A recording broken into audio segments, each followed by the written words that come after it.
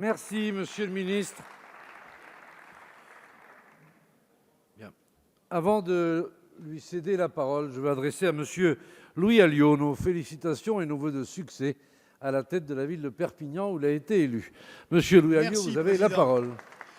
Merci, Président. Monsieur le Premier ministre, la France est le théâtre d'une ultraviolence quotidienne désormais endémique dans certaines zones. Ces dernières années, les gouvernements ont multiplié les Grenelles, les plans Marshall et autres Ségur, sans jamais prendre la mesure réelle du chantier majeur de l'insécurité, de l'incivilité ou, pour le dire plus crûment, de l'ensauvagement de nos quartiers. Perpignan, que vous connaissez bien, n'est d'ailleurs pas épargné par cette situation. Nous avons besoin de policiers, certes, mais surtout d'un soutien indéfectible de l'État. Nous ne vous demandons pas de vous lancer dans un concours l'épine de la meilleure idée ou d'une énième promesse. Les Français attendent du concret. Après l'épisode honteux des Tchétchènes de Dijon, trop de scènes de violence hors normes filtrent sur les réseaux sociaux, avec des dérives graves, comme à Saint-Ouen, où les habitants, face à la carence de l'État, sont obligés de négocier avec les voyous pour acheter une tranquillité bien précaire.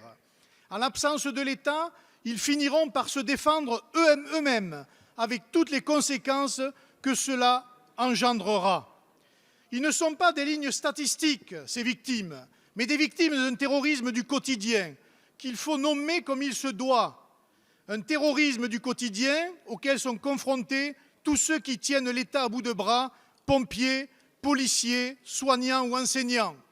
Monsieur le Premier ministre, la vraie guerre doit être menée contre ces voyous.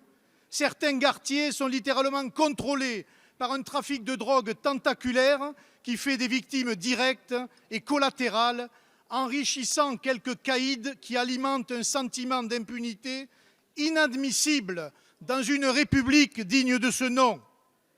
Vous êtes allé à la Courneuve pour rappeler les fondamentaux de l'ordre public républicain depuis trop longtemps mis à mal, et nous nous en félicitons.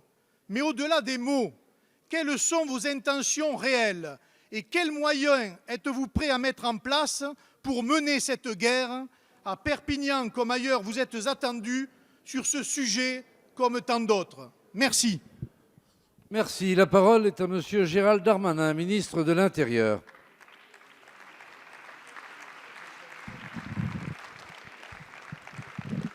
Monsieur le Président, Mesdames et Messieurs les députés, Monsieur le député, permettez-moi tout d'abord, et je l'espère en votre nom à tous, d'avoir une pensée pour cette aide-soignante de Lyon,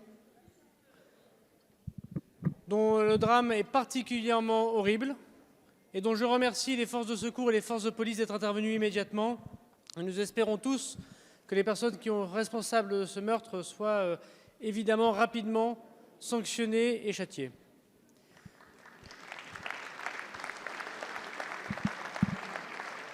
Monsieur le député, vous avez parlé de Perpignan et vous avez parlé du reste de la France. Perpignan est, on le sait, le centre du monde. Et vous avez connu un fait divers dans votre commune. Vous avez connu dans votre commune un fait divers particulier le 16 juillet dernier. Je voudrais d'ailleurs remercier les forces de police d'être intervenues immédiatement, 4 interpellations et puis des gardes à vue immédiates, une justice très réactive. Et oui, s'il y a des faits divers particulièrement révélateurs de la crise d'autorité qui existe dans nos villes, les policiers, les pompiers sont présents lorsque nous avons besoin d'eux et ils protègent la population. Et vous avez raison, il faut être devant eux et ils ont soutien entier, non seulement du Parlement, de la majorité, mais du gouvernement. Vous demandez des moyens. À Perpignan, monsieur le député, il est vrai qu'il y avait moins 17 policiers au 30 juin. Au 30 septembre, à la demande du Premier ministre, il y en aura 7 de plus que les effectifs budgétisés de votre commissariat. Et dans toute la France, c'est 1 milliard d'euros qui a été augmenté depuis 3 ans dans le budget de la sécurité, sous l'autorité de M. Collomb et sous l'autorité de Christophe Castaner, à qui je veux rendre hommage aujourd'hui.